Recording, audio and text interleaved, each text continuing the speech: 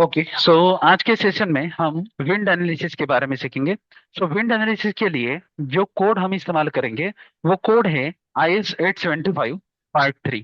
Okay 2015 का ये version होने वाला है IS 875 पार्ट 3 का, जिसके अंदर विंड लोड हमें कंसिडर करने हैं। विंड लोड के लिए ये बेसिकली जो हमारा IS कोड है वो हम इस्तेमाल करेंगे, जिसके अंदर हमें यहाँ पर एक फॉर्मूला दिया गया है। वो फॉर्मूला है basically design wind pressure. Design wind pressure में हमें PZ = 0.6 VZ², ये फॉर्मूला दिया है।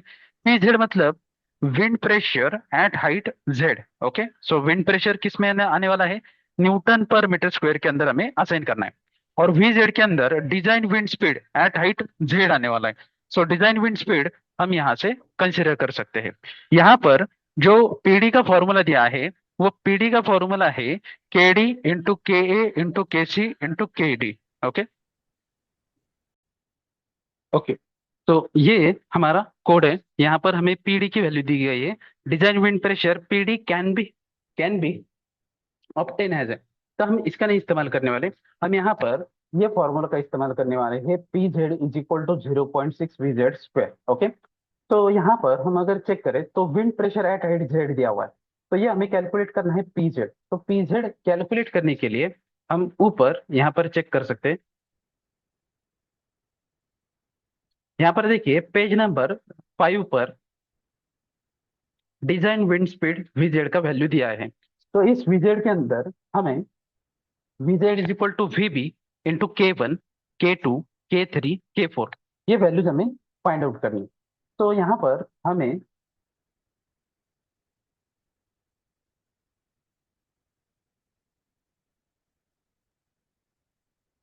VZ का वैल्यू दिया है।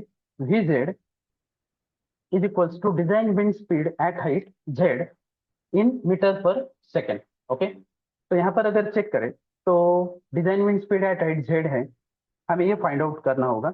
Next one K1 probability factor means risk coefficient हमें फाइंड आउट करना है। K2 टेरेन रफनेस और हाइट फैक्टर।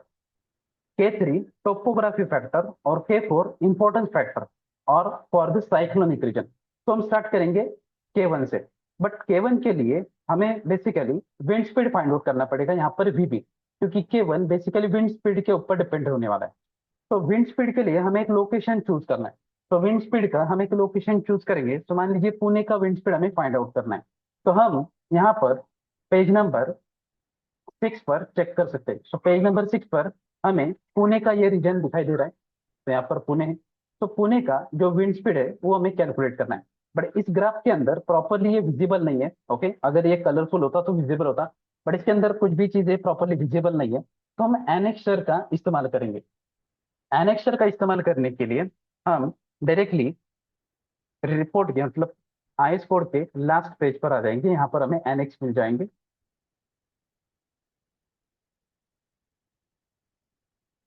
ओके तो यहाँ पर हम चेक करें तो पेज नंबर 51 पर हमें एनेक्स ए मिलेगा। यहाँ पर basic wind speed at 10 meter height for some important cities यहाँ पर दिया हुआ है। तो यहाँ पर हम पुणे का अगर विंड स्पीड चेक करें तो वो 39 है, तो हम यहाँ पर लिख भी देंगे पुणे का विंड स्पीड। ओके तो हमारे पास यहाँ पर ये एक्सेल फाइल है जिसके अंदर हम देखिए यहाँ पर हमने लिख लिया है। तो देखिए 39 यहाँ पर हम करेंगे थोड़े समझ इस तरह। तो हमने यहाँ पर बेसिक विंड स्पीड 39 ले लिया है। सेकेंडली हम यहाँ पर चेक करेंगे अभी रिस्क कोएफिशिएंट। अभी रिस्क कोएफिशिएंट चेक करने के लिए हम यहाँ पर आईएस कोड पर आ जाएंगे फिर से। आईएस कोड के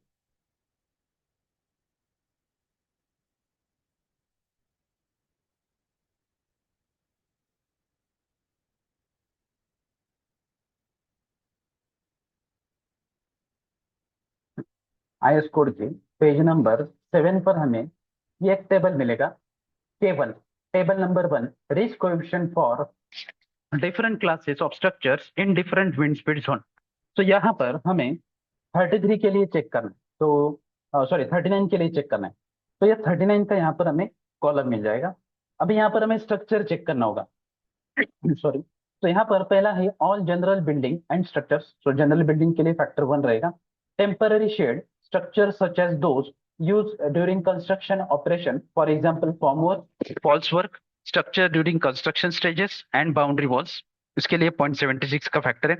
building structures presenting low degree of hazard to life and property in the event of failure, such as isolated towers in wooded areas, farm buildings other than residential building, इसके लिए 0.92 का factor है।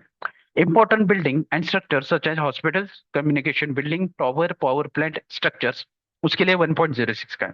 तो हमारा ये basically general structure होगा, तो general structure के लिए हम 1 का फैक्टर यहाँ पर चूज करेंगे। तो हमने यहाँ पर रिस्क कोएफिशिएंट 1 ले लिया है, K1 का वैल्यू। अभी K2 का वैल्यू हमें यहाँ पर फाइंड आउट करना है, जो है हाइट फैक्टर। सो K2 के लिए हमें बेसिकली यहाँ पर देखिए टेबल नंबर 2 पेज नंबर 8 के ऊपर table number 2 factors to obtain design wind speed variation with height in different terrain, ये दिया गया है।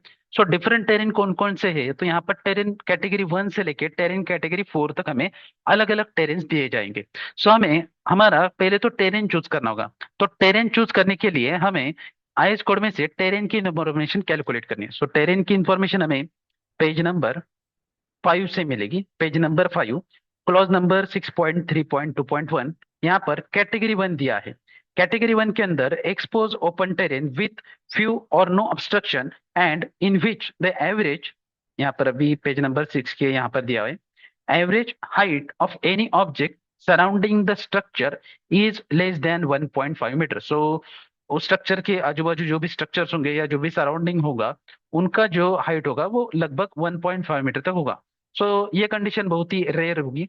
अलग होगा next one category 2, open terrain with well scatter obstruction having height generally between 1.5 meter and 10 meter, the equivalent aerodynamic, ये नहीं दी है।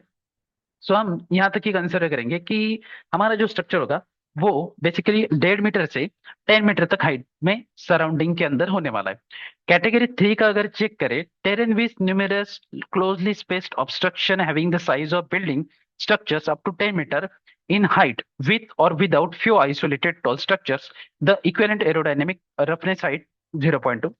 These these categories represent well wooded areas, shrubs, town, industrial areas full of partially developed. It is likely that the next higher category than this will not exist in most design situation. तो इसके अगली जो category होगी वो बहुत ही कम इस्तेमाल होने वाली है, यहाँ पर भी बताया जाएगा। और कैटेगरी 4 का अगर हम इस्तेमाल करें तो यहाँ पर कैटेगरी 4 दिया हुआ है, terrain with numerous large high closely spaced obstruction, the equivalent aerodynamic height for terrain 0.0 meter. This category represent large city centers generally with obstruction above 25 meter and well developed industrial complexes. तो हम यहाँ पर category 3 को लेकर चलेंगे, हमारा assume करेंगे category 3 है।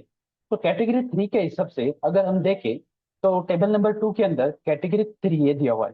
कैटेगरी 3 में हमारा जो स्ट्रक्चर का हाइट होगा तो वो हमें चेक करना पड़ेगा। अभी इस कंडीशन में हमारा स्ट्रक्चर का हाइट, टोटल हाइट लगभग 9.5 मीटर है। तो 9.5 मीटर के लिए हमें टेरेन 3 के अंदर जो पॉइंट मिलेगा, जो फैक्टर मिलेगा वो है 0.91। ओके, तो हम यहाँ पर 0.91 को कंसिडर करेंगे कैटेगरी 3 के अनुसार। ठीक है, तो category 3 height will be 9.5, 10 meter से कम है तो हम 0.91 लेंगे। टोपोग्राफी फैक्टर, अब ये टोपोग्राफी फैक्टर यहाँ पर हमें देखिए पेज नंबर 8 पर ही मिलेगा। पेज नंबर 8 पर क्लॉज नंबर 6.3.3, जिसके अंदर 6.3.3.1 है, the effect of topography shall be significant at a site when the upwind slope theta is more than about 3 degree and below that the value of K3 may be taken to be equal to 1. Okay, सो देखिए अगर हमारा जो ground होगा तो उसका angle जो basically अपविंड slope होगा तो वो अगर 3 डिग्री से ज्यादा हो, मोर देन अबाउट 3 डिग्री, तो ही हम कंसिडर करेंगे, नहीं तो हम कंसिडर नहीं करेंगे। तो अभी के लिए हम फैक्टर का 1 ही एज्यूम करेंगे। सो देखिए K3 में भी taken to be equal to 1, so हम 1 कंसिडर करेंगे। और K4 importance factor 6.3.4 page number 8 से, तो ये यहाँ पर हमें उसकी इंफॉर्मेशन दी जा रही है पेज नंबर 9 पर। Structures of post cyclone importance for emergency services such as cyclone shelter, hospital, school, communication tower, ETC, उसका फैक्टर है 1.3 का। इंडस्ट्रियल स्ट्रक्चर होगा तो उसका फैक्टर है 1.15 का।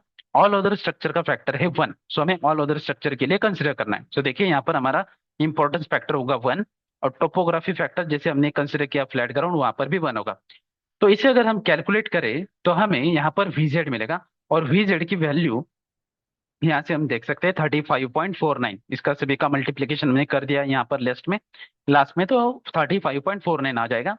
उसी को ही अगर हम यहाँ पर मल्टीप्लाई कर दे, PZ is equal to 0.6 VZ square, तो 0.756 आ रहा है। ये kilo newton per meter square के अंदर आएगा। अगर हमने इसे 1000 से डिवाइड ना किया तो ये न्यूटन पर मीटर स्क्वायर में होगा, तो हमें kilo newton per meter square के अंदर चाहिए, तो ये kilo newton per meter square के अंदर हमारी वैल्यू आ जाएगी। ओके, सो 0.756 ये हमने मैन्युअली कैलकुलेट करके रखा हुआ है। अभी हमें ईटैप्स के अंदर कैलकुलेट करना है। सो ईटैप्स के अंदर कैलकुलेट करने के लिए हमें विंड एनालिसिस के लिए पहले तो स्ट्रक्चर को अनलॉक करना है। ओके करेंगे। अनलॉक करने के बाद हम डिफाइन पर आएंगे। यहाँ पर हमें लोड पैटर्न के ऊपर क्लिक करना है, तो लोड पैटर्न पर क्लिक करेंगे। यहाँ पर हमने dead live EQ X EQ Y को ऐड किया था, अभी हम यहाँ पर ऐड करेंगे W WLX wind load in positive X direction. So आपको चाहिए तो आप यहाँ पे प्लस कर सकते हो, wind load in positive X direction, WLX positive. यहाँ पर टाइप के अंदर लेंगे हम विंड, सो यहाँ पर हमने विंड ले लिया, और इसका जो IS कोड है IS 875 2015 यहाँ पर ऐड कर देंगे।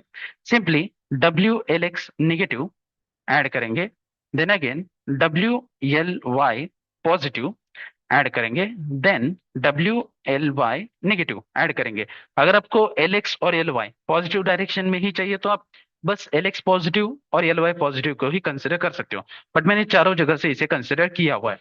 अभी इसी के अंदर हम WLX पॉजिटिव पर क्लिक करेंगे, यहाँ पर हम मॉडिफाई लेटरल लोड पर क्लिक करेंगे।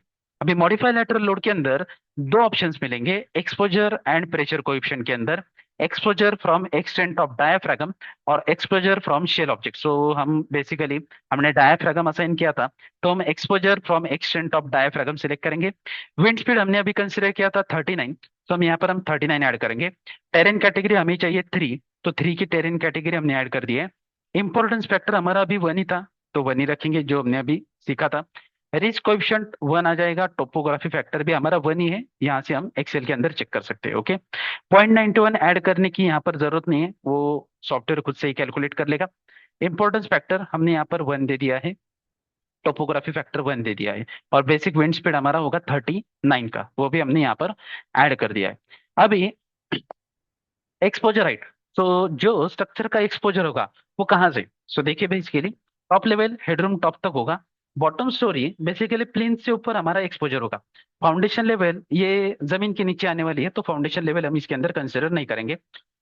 इसके अलावा हेडरूम लेवल के ऊपर भी आपकी कोई वॉल जा रही हो तो इंक्लूड पैरापेट और उसका हाइट आप यहाँ पे मेंशन कर सकते हो। अगर उसके ऊपर वॉल नहीं है तो यहाँ पे इंसर्ट मत कीजिए। अब यहाँ पर wind direction and exposure width का ऑप्शन है, यहाँ पर हम मॉडिफाई पर आएंगे। हमारा जो देखिए जितना भी फ्लोर होगा वो यहाँ पर दिखाई देगा। हमारी जो डायरेक्शन होगी वो एक्स डायरेक्शन है, एक्स पॉजिटिव है, तो यहाँ पे 0 डिग्री से लोड हम असाइन करेंगे। ओके, सो यहाँ पर आपको क्या करना है, डायरेक्शन एंगल के अंदर 0 ही रखना है और इसे ओके कर देना है। ओके, अब यहाँ पर विंडवर्ड कोएफिशिएंट CP और लीवर्ड कोएफिशिएंट CP ये कोएफिशिएंट्स हमें ऐड करने हैं। तो वो ऐड करने के लिए हमें फिर से IS कोड के अंदर चेक करना होगा, तो IS कोड के अंदर हमें लीवर्ड कोएफिशिएंट और विंडवर्ड कोएफिशिएंट असाइन करने हैं।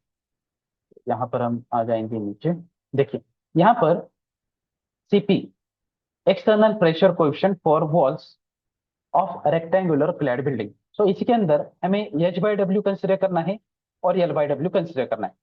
तो H/W क्या होता है, तो देखिए यहाँ पर हमने ऑलरेडी लिख के दिया है, जो भी हमारी शॉर्टर स्पैन होगी उसे हम W कंसिडर करेंगे, जो लॉन्गर स्पैन है उसे L कंसिडर करेंगे, और यहाँ पर हाइट दे दिया है।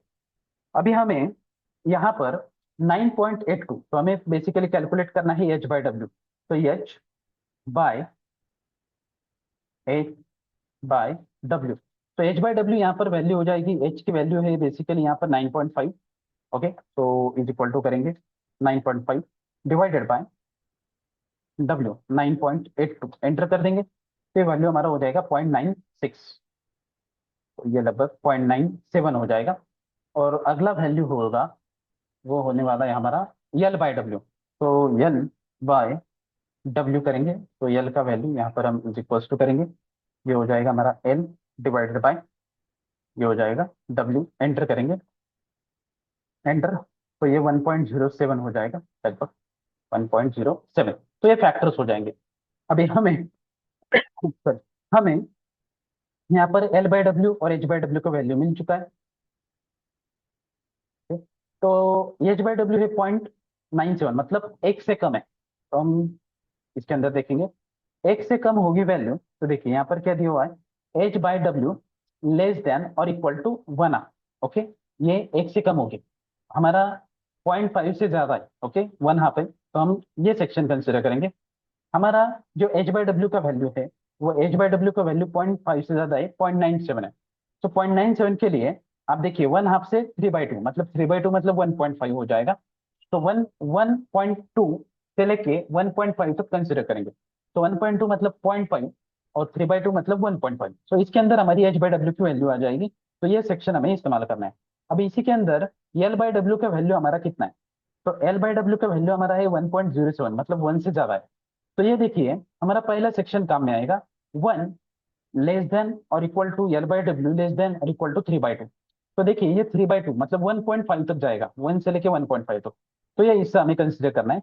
इस सेक्शन के अंदर हमें बेसिकली जो फैक्टर दिया गया है, वो फैक्टर हम यहाँ पर कंसिडर करेंगे। तो फैक्टर हमारा होगा, वो आ जाएगा, देखिए यहाँ पर हमें क्या दिखाई दे रहा है, 0, ये 0 डिग्री के अंदर हो जाएगा, और 90 या 90 डिग्री के अंदर हो जाएगा। तो 0 के अंदर अभी चेक करें, तो ए और बी हिस्से में हमें कंसिडर करना है। तो देखिए यहाँ पर हमें इटैप्स के अंदर ये दिखाई देगा 0.8 0.5 इस तरीके से। तो एक्सेल के अंदर, सॉरी, ये फाइल के अंदर हमें देखना है लोडिंग कहाँ पर आ रहा है। तो देखिए 0 डिग्री के अंदर 0.7 ये हो जाएगा, ये ए हिस्से में लग रहा है, और बी हिस्से के अंदर 0.25 ये हमें कंसिडर करना है। ओके, तो ये हिस्सा हम यहाँ पे कंसिडर करेंगे 0.7 और 0.25। ओके, 0.7 और 0.25 हमें असाइन करना है।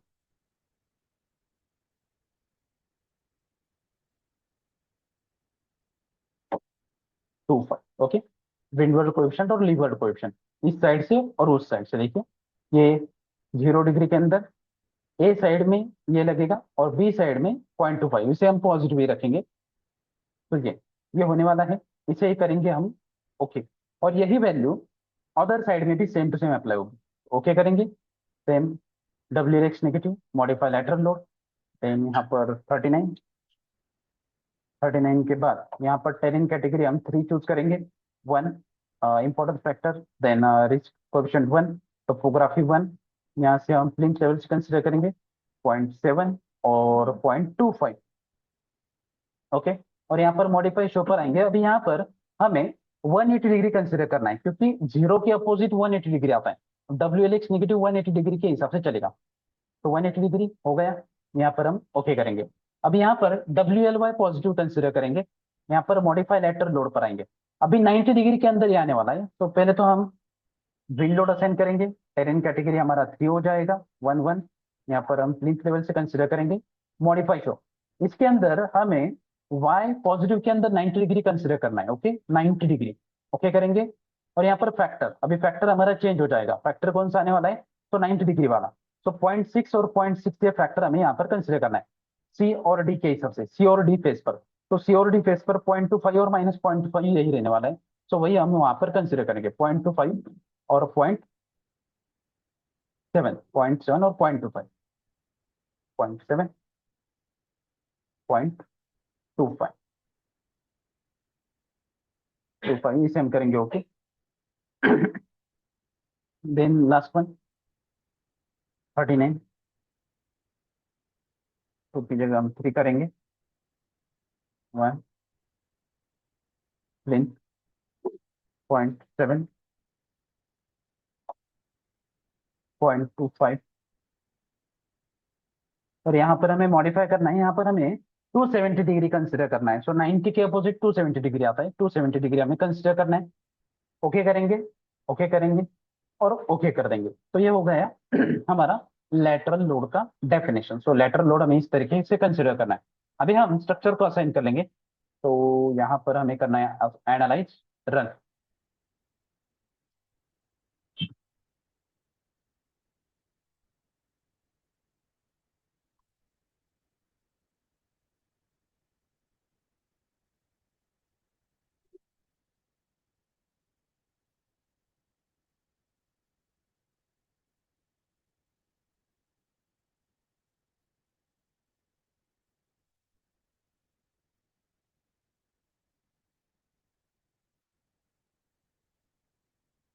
ओके, ये स्ट्रक्चर रन हो चुका है। अब हमें इसके लेटरल लोड के रिजल्ट्स चेक करने हैं। सो डिस्प्ले पर आएंगे, यहाँ पर हमें स्टोरी रिस्पॉन्स प्लॉट का ऑप्शन मिलेगा। स्टोरी रिस्पॉन्स प्लॉट पर क्लिक करेंगे। यहाँ पर हमें मैक्सिमम स्टोरी डिस्प्लेसमेंट, बट कौन से लोड के लिए, केस के लिए, तो हमें WLX नेगेटिव के लिए चाहिए। तो पहले हम WLX नेगेटिव कंसिडर करेंगे। तो यहाँ पर हमें मिलेगा मैक्सिमम स्टोरी डिस्प्लेसमेंट 1.394 mm का। ओके, WLX नेगेटिव में। WLX पॉजिटिव में ये मिलेगा 1.3, सेम ही रहेगा। WLY नेगेटिव 0.944 ये आ रहा है। ओके, और WLY पॉजिटिव में ये हमें 0.944 मिलेगा इस तरीके से। यहाँ पर लेटरल लोड की अगर बात की जाए तो auto lateral loads to storeys हम लिखेंगे, और यहाँ पर EQX की जगह हमें WLX निगेटिव कंसिडर करना है। तो यहाँ पे ये लेटरल लोड्स हमें दिखाई देंगे। ओके, इस तरीके से ये लेटरल लोड है, मैक्सिमम है 25। नेक्स्ट वन WLX पॉजिटिव, ये हो जाएगा राइट साइड से। Then WLY negative left side से, और WLY positive right hand side से। सो ये पूरा फोर्सेस हम यहाँ से चेक कर सकते हैं। तो ये हो गया हमारा विंड एनालिसिस कंप्लीट। तो इस तरीके से हमें विंड एनालिसिस को चेक करना है।